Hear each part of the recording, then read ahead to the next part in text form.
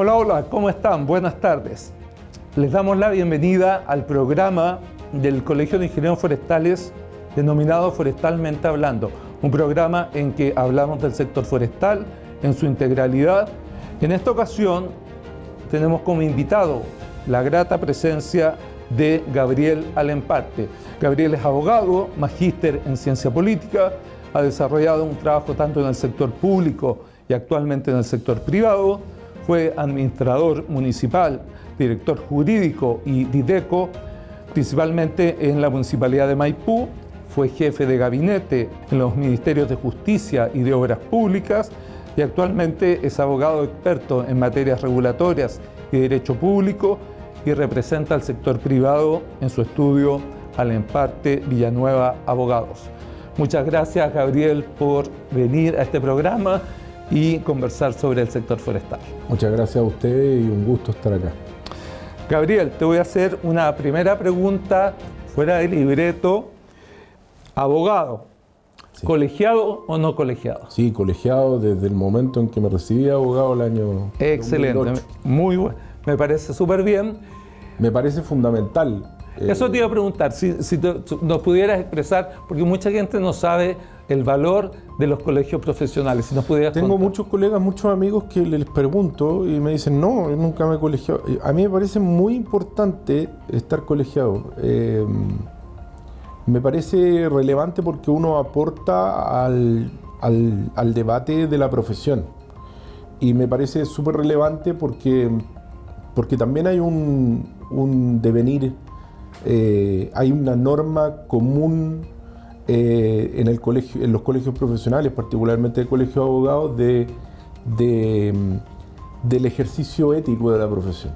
Y como yo me tomo muy en serio el ejercicio ético de mi profesión, creo que ahí, cuando uno está dentro de un colegio, las normas son claras y existe además siempre la posibilidad de que uno pueda ser llevado a un comité de ética. Y creo que eso es fundamental porque te obliga a ejercer de acuerdo a condiciones éticas de estándares altos. Eso es muy importante. Y eso es voluntario. Exacto. Entonces, desde el momento en que esto se convirtió, los colegios lamentablemente se convirtieron en voluntarios. En asociaciones gremiales. O en asociaciones gremiales, yo creo que se pierde mucho esa capacidad de supervigilancia ética en el ejercicio de la profesión. Y por eso, como creo en la supervigilancia ética de la profesión, por eso siempre he estado colegiado desde el momento en que me recibí de abogado. Excelente, me parece súper bien. Nosotros hacemos también el llamado que los profesionales se colegien porque están diciendo, yo estoy dispuesto a dar cuenta de mi desempeño profesional y una tercera parte lo puede revisar. Va también un lugar donde uno se encuentra con colegas. También. Y te puedes encontrar también en la discusión pública. En mi profesión, bueno, en todas las profesiones lo es, pero en mi profesión en particular es muy importante. Entonces, sí, esa discusión pública en los colegios siempre es muy rica. Y por lo tanto uno no está tan solo. Así es. Muy importante. No, excelente. Era una pregunta ineludible porque nosotros somos colegio profesional y esa discusión es importante. Nosotros sabemos que el sector forestal no está dentro del ADN de tu especialidad, pero precisamente lo que queremos es eso, es conversar con gente que mire desde afuera el sector y nos pueda decir cómo lo ve, qué opina de él. Y la primera pregunta que te quiero hacer entonces es ¿cuál es el acercamiento que tienes del sector forestal? ¿Desde dónde lo miras? Si te hablamos del sector forestal, ¿qué te gatilla desde el punto de vista de la reflexión? Primero, una industria muy relevante en Chile, una industria que está atravesada por muchos prejuicios, pero una industria fundamental para el desarrollo y una industria que te remonta inmediatamente a la región del Maule, a la región del Biobío, a la región de la Araucanía. Y una industria que está atravesada también por conflictos muy complejos para la industria, ya sea el conflicto mapuche en la Araucanía y los incendios forestales que ocurren verano a verano. Entonces, creo que es una industria que de alguna manera tiene que mostrar más lo que ha hecho la vinculación que tiene con el medio, la responsabilidad social que se tiene con el medio, que existe, que me ha tocado verla, y me aproximo, en mi experiencia de haber sido parte del Ministerio de Obras Públicas, como parte de la capacidad de observar las regiones, y me tocó mucho estar en las regiones que te mencionaba y ver lo que hace la industria forestal. Pero también, como te decía, me tocó ver estos conflictos que tiene la industria forestal y los prejuicios que tiene también. Entonces creo que es una empresa que es fundamental para el desarrollo de Chile, pero que además tiene una cosa muy curiosa, fíjate. Cuando uno habla de la industria del vino, uno visualiza qué es lo que es el vino. Sí. Cuando uno habla de la industria del salmón, sabe lo que es el salmón, y cuando uno habla de la industria del cobre, uno sabe lo que es el cobre y para qué sirve.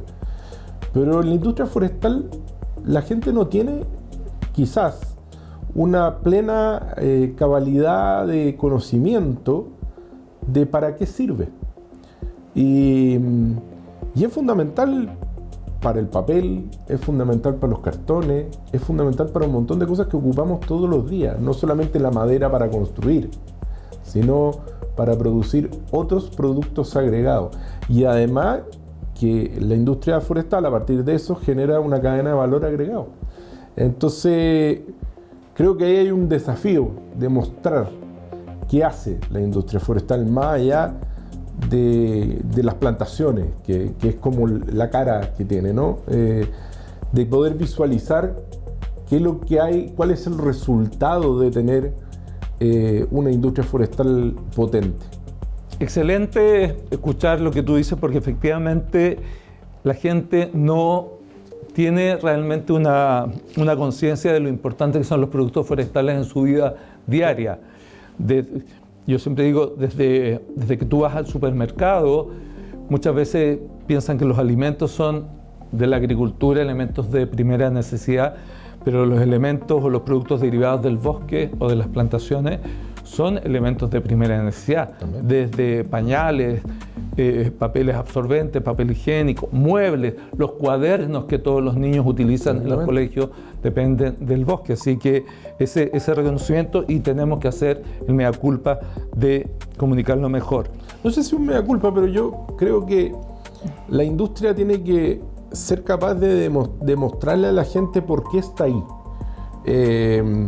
Cuando la gente no entiende, o cuando las personas no son capaces de vislumbrar para qué estamos haciendo determinadas actividades productivas, no se da cuenta cuál es el resultado en su propia vida, en la vida diaria. Entonces creo que ahí hay un trabajo que es importante mostrar.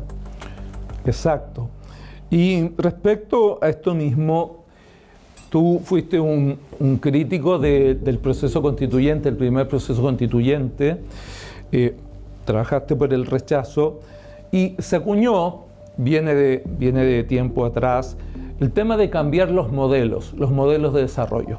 En el sector forestal hay mucha insistencia en hablar de un modelo de desarrollo basado, no solo forestal, también minero, en la exportación de commodities, y pareciera que ese modelo es muy criticado, pareciera un modelo medieval.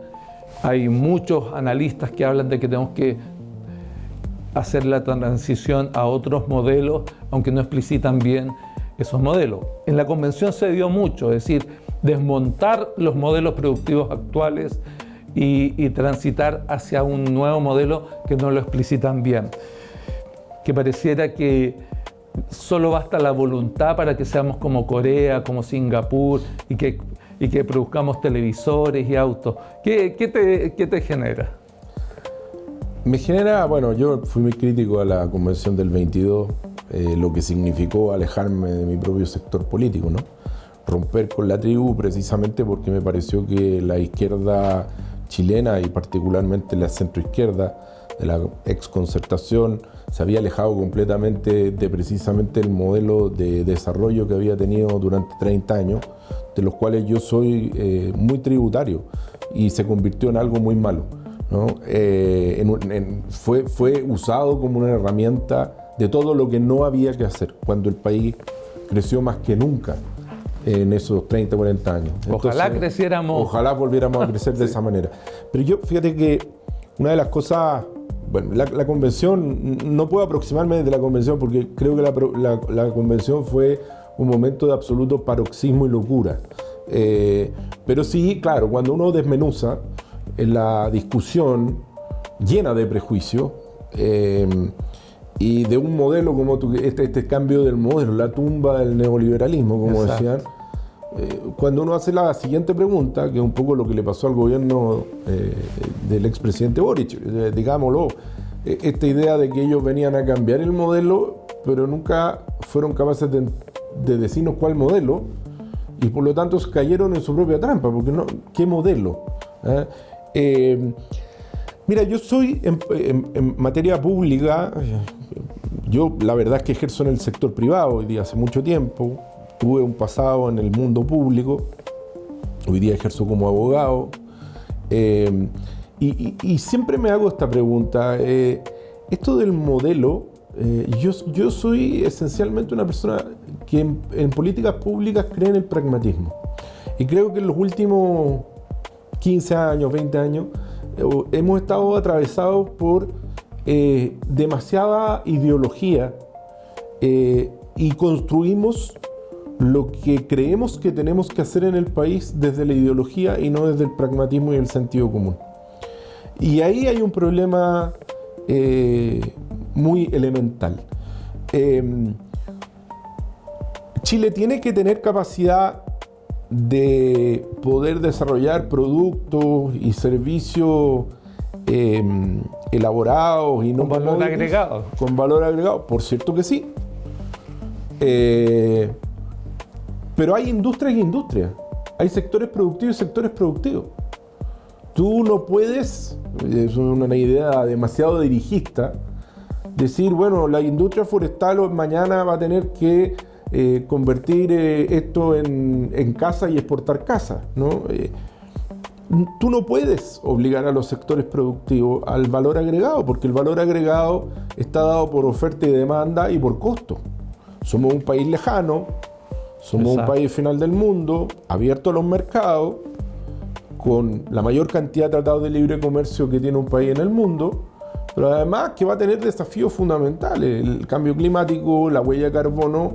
Nosotros poner nuestros productos tan lejos va a costar más y ese va a ser un desafío. Entonces creo que plantear las formas de desarrollo productivo desde la ideología es realmente una quimera y una falsedad que al final ha producido mucho daño. Lo ha producido en la industria del salmón, lo ha producido en la industria forestal. Te iba a mencionar el litio, ese concepto de que, o sea, ¿por qué no producimos baterías? Creo que la discusión del litio puede ser una de las mejores demostraciones de cómo hemos sido capaces de perder tremendas oportunidades de crecimiento como país, producto de una ideología, si hacemos una empresa nacional del litio o si la explota un privado, pero no somos capaces de concentrarnos en las cosas importantes.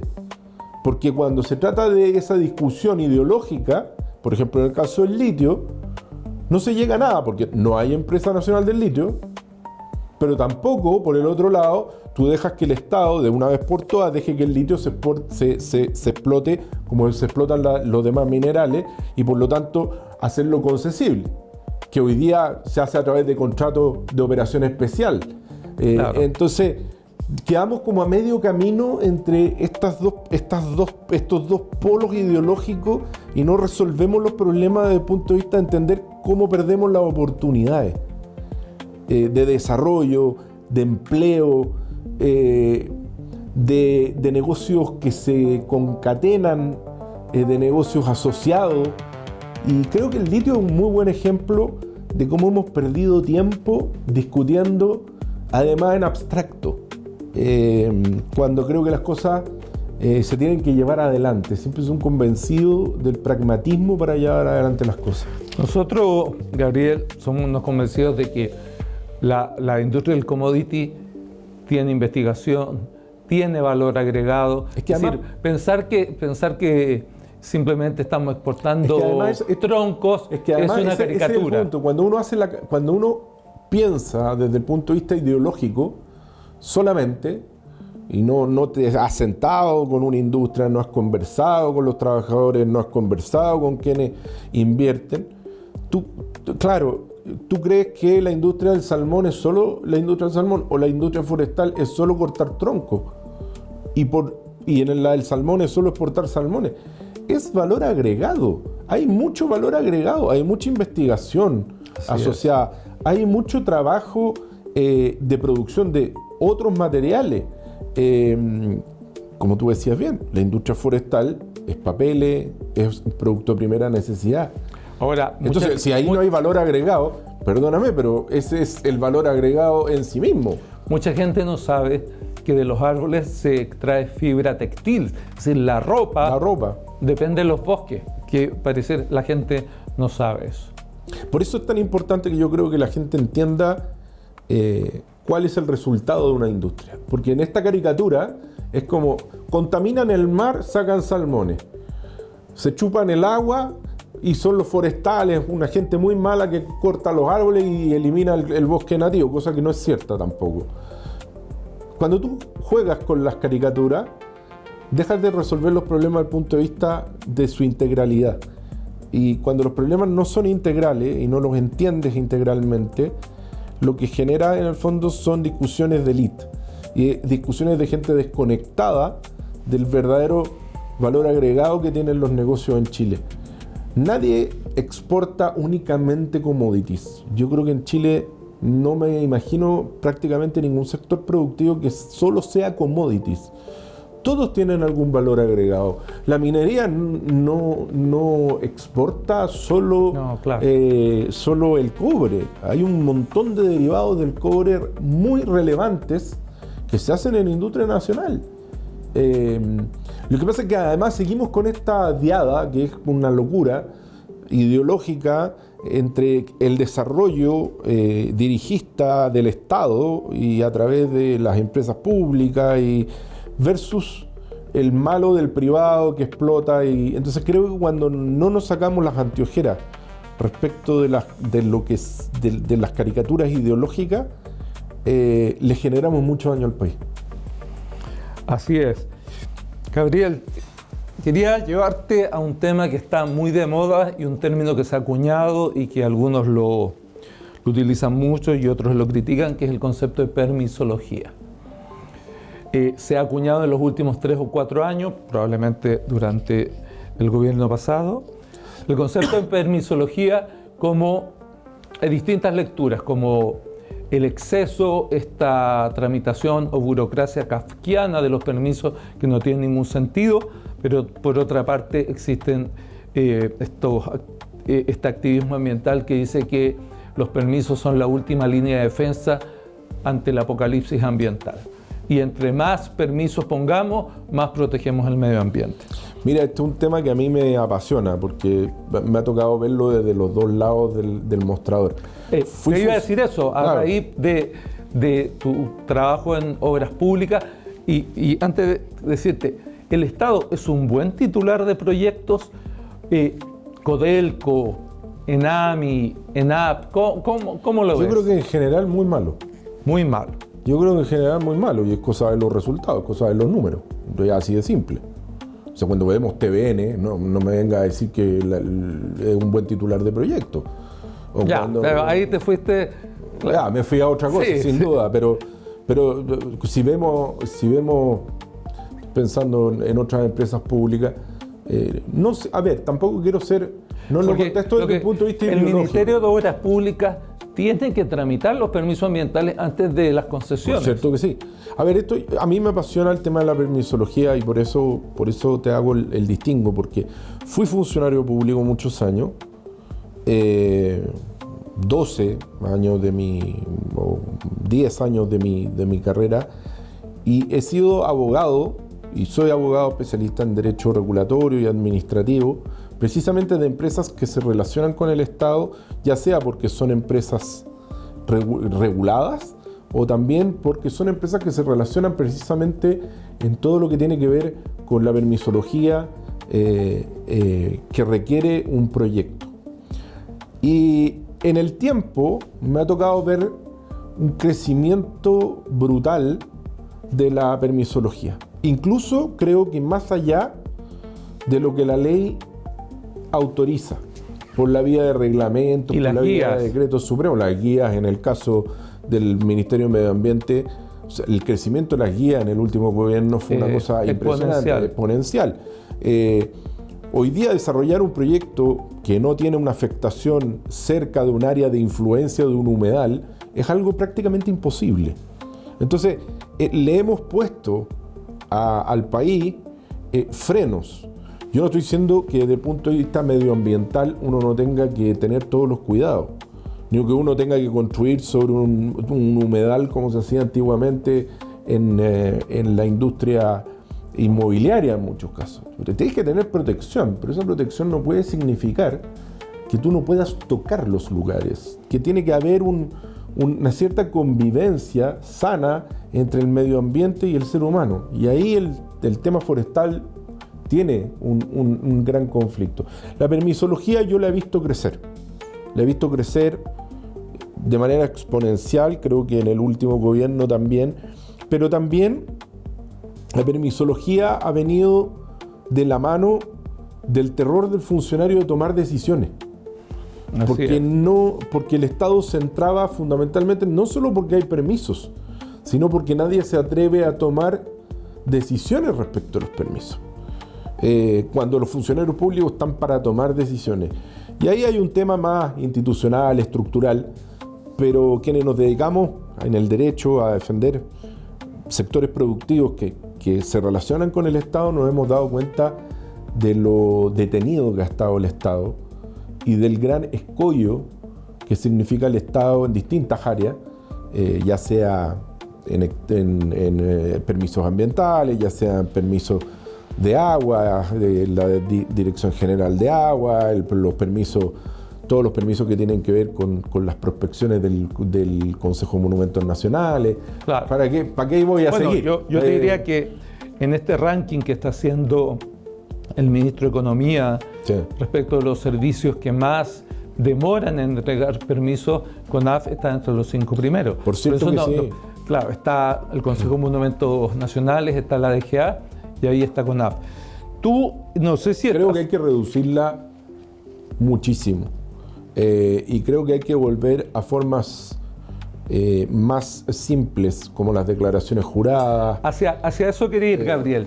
Tú te has familiarizado con la ley 21.770, la ley marco. ¿Tienes expectativas de que eso pueda significar un destrabar este proceso? Nosotros, te lo digo desde el Colegio de Ingenieros Forestales, estamos muy atentos a ver cómo esto puede destrabar temas en el sector forestal. Fíjate que yo no tengo tanta esperanza, no creo que la permisología se destrabe desde la ley. Yo creo que la permisología más bien se destraba por la vía de la potestad reglamentaria del presidente de la República y el gobierno. La permisología está ahí. También hay permisología que está establecida en la ley y hay que tratar de sacar esos nudos, ¿no? Hay que rediseñar el Consejo de Monumentos Nacionales, por cierto que sí, y eso requiere una medida legal.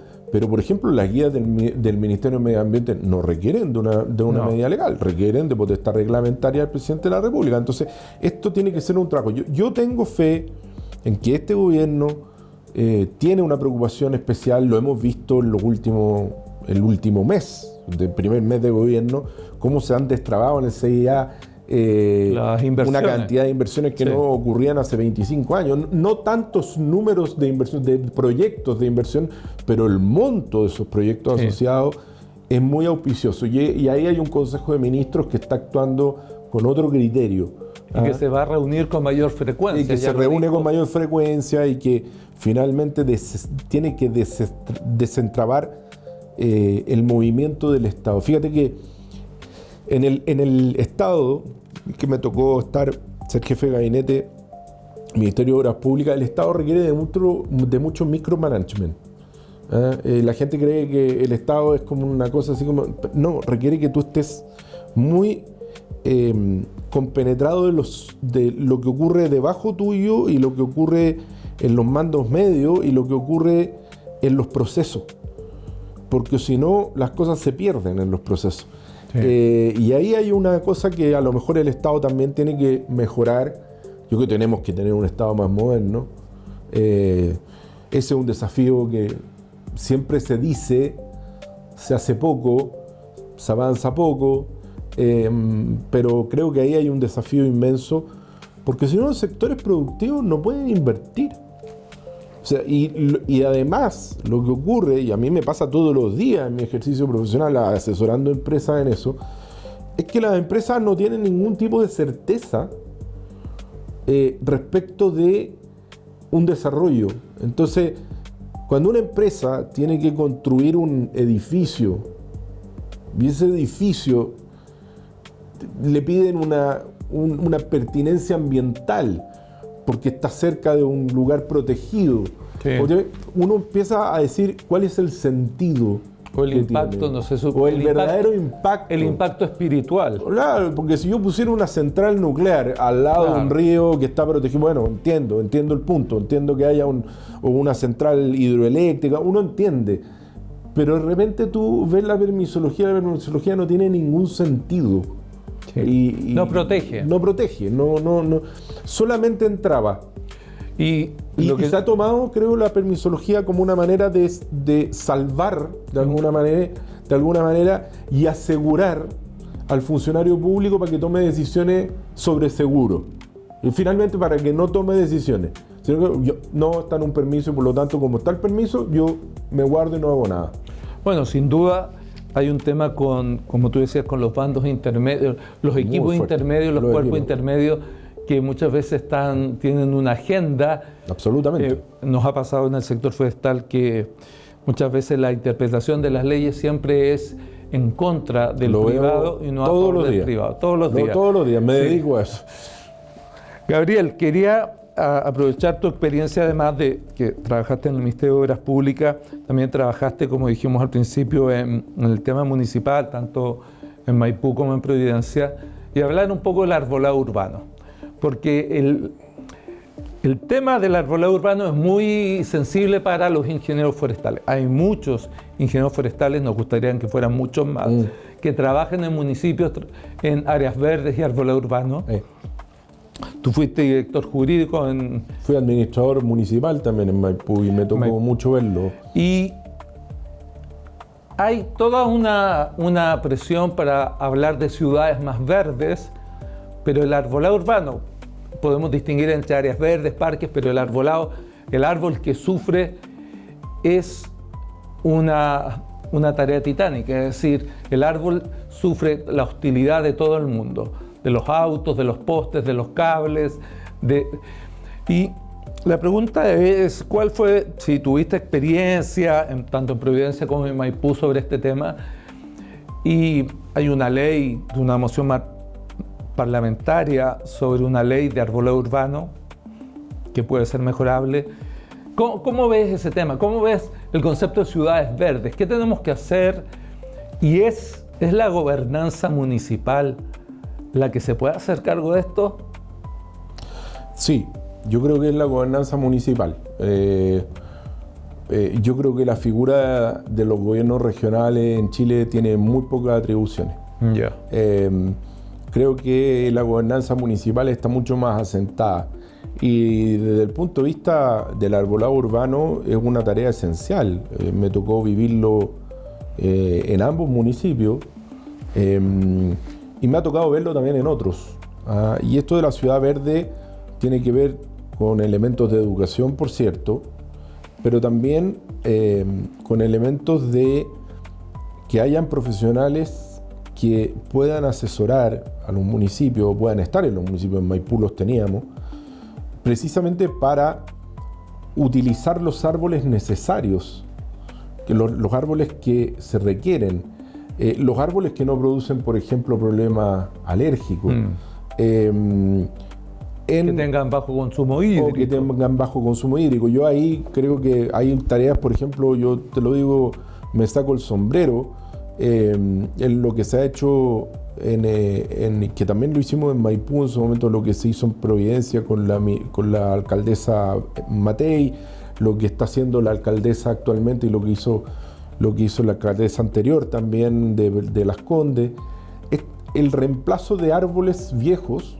Claro. de mucho consumo hídrico, de especies además que no son endémicas, por especies endémicas de bajo consumo de agua y que además son muy bonitas, de árboles nativos que están hechos precisamente para sobrevivir al clima que tenemos en las distintas ciudades. Entonces, creo que ahí los alcaldes han sabido, hay alcaldes que han sabido ver lo importante del arbolado urbano. Y te lo digo, ahí hay dos ejemplos, Vitacura, Providencia y Las Condes.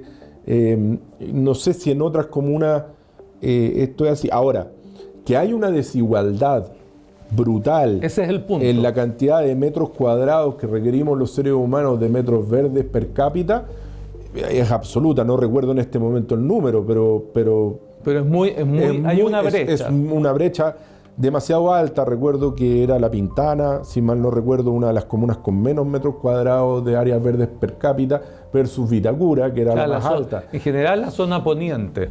Generalmente toda la zona poniente, ¿no? La zona poniente y sur tiene ese problema. Los espacios verdes son esenciales para la vida humana. Fíjate que yo tengo la fortuna de vivir frente a una plaza. No solo lo que se produce en torno a los árboles, sino que lo que se produce en el verde, lo que se produce en la generación de barrio, de conversación. Claro. Por eso los árboles son tan importantes. Yo tengo una suerte de obsesión con los árboles, no es una cosa menor lo que me estáis preguntando, porque hace mucho tiempo estudio algo que hay un autor español que denominó la jardinosofía, que es la investigación desde la antigua Grecia o incluso antes, muchísimo antes, cuando el hombre se sedentarizó, hasta los huertos modernos en las ciudades, sobre los techos, de cómo el hombre ha tratado de llevar el bosque, lo ha tratado de reducir a un jardín, cómo el ser humano finalmente ha tenido que condicionarse de forma tal de pasar de su contacto directo con la naturaleza a tener que generar un contacto con la naturaleza. La jardinosofía es un tema que se ha escrito mucho, sobre todo en España, y cómo las distintas culturas, los árabes con los naranjos, con los árboles que tenían el agua que ocupaban precisamente para enfriar los lugares, los huertos urbanos hoy día, el diseño finalmente arquitectónico que tiene que haber para que exista arbolado. Entonces creo que el arbolado es un tema muy relevante en las ciudades, y también el cuidado del arbolado, porque sin duda uno cada cierto tiempo se sorprende de alcaldes que realmente son unos asesinos del arbolado. Bueno, la pregunta iba porque tú me das ejemplos virtuosos, pero tenemos más de 300 comunas con asimetrías, que no tienen profesionales. Entonces, cuando nosotros nos preguntamos quién es el órgano de la administración del Estado, saquemos a las comunas, que se hace cargo del concepto de ciudades verdes, hay una ambigüedad, un espacio gris. Está el Ministerio de Vivienda y Urbanismo con ciertos parques, CONAF ayuda entregando árboles, pero la verdad es que no tenemos un órgano de la administración central del Estado que diga, que no son los gobiernos regionales, que digan, yo voy a trabajar con los municipios y voy a tratar de equilibrar esa simetría comunal. Sí, y ahí yo creo que hay un espacio. Sí, hay un espacio fundamental. Yo creo que ahí hay un espacio en dos planos. Creo que a nivel del gobierno central, bueno, y sus derivados, ya sean los Servios o los Ceremis de vivienda, de diseñar ciudades que tengan la posibilidad de esos espacios verdes. Ese es un primer elemento. En Maipú nosotros teníamos una gran ventaja. El agua potable todavía es municipal, es el único lugar. Entonces eso nos permitía tener una ciudad muchísimo más verde. Porque claro, el consumo de agua era nuestro, ¿no? Era propio. No teníamos que comprarlo, digamos. Éramos dueños. Pero creo que hay dos dos planos donde uno tendría que poner en la administración del Estado la preocupación por los parques. Uno, creo que es el Ministerio de Vivienda, que tiene que hacer mucho más, pero está haciendo mucho más por el tema. O sea, hay una cultura hoy día muchísimo más asentada respecto a este tema. Y el segundo lugar es el municipio, particularmente las direcciones de aseo ornato y medio ambiente, que tienen que tener especialistas, ingenieros forestales, tienen que tener personas que conozcan bien la botánica, que conozcan bien lo que ocurre con las pestes que tienen los árboles. La elección de las especies. La elección de las especies, el diseño. Yo creo que el gran desafío ahí también hoy día es cómo buscamos especies de bajo consumo hídrico para bajar los precios. Pero eso es un tema, los gastos, perdón. Es un tema muy importante, pero transmitiendo y sincerando, este tema es apasionante, que las especies de bajo consumo hídrico no son lo voluptuosas, para decirlo, ni crecen de lo que crecerían otras especies. O sea, hay elegir es perder, y si elegimos rendimiento hídrico, vamos a perder cierta servicio ecosistémico como es sombra, crecimiento. Por eso la elección de la especie es muy central. Sí. No, que bueno que lo encuentre importante. Yo creo que tenemos que visibilizarlo mucho más. Nadie conoce mejor los lugares para lo verde, para el arbolado urbano y para sus áreas verdes que el municipio. Sí. Es algo sumamente local. Pero además es sumamente local porque es un lugar de reunión. Pero hay que apoyarlos. Sí. Y eso requiere de diseño estratégico de la ciudad que contemple espacios verdes. Así es. Ahora, ciudades como Santiago, por ejemplo, cuando los extranjeros vienen la encuentran muy verde. Hay ciudades del mundo que quizás son menos verdes. Si uno va, por ejemplo, solamente a Buenos Aires es bastante menos verde que Santiago, cuando uno está en lugares más céntricos, ¿no? En Santiago tenemos lugares, pulmones verdes. Quizás faltan muchos más, sin duda. Sí, perfecto.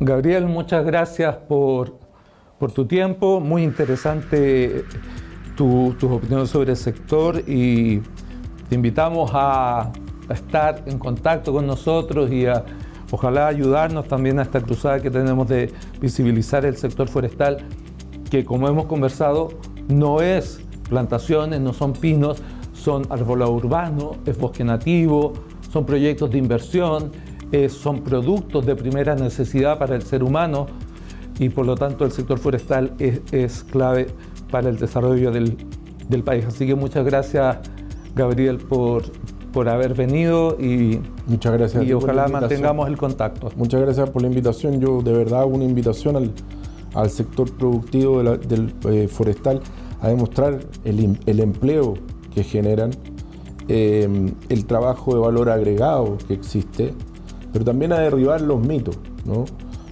No podemos, cada vez que nos referimos al sector forestal, recordarnos del sector forestal cuando se están incendiando los bosques.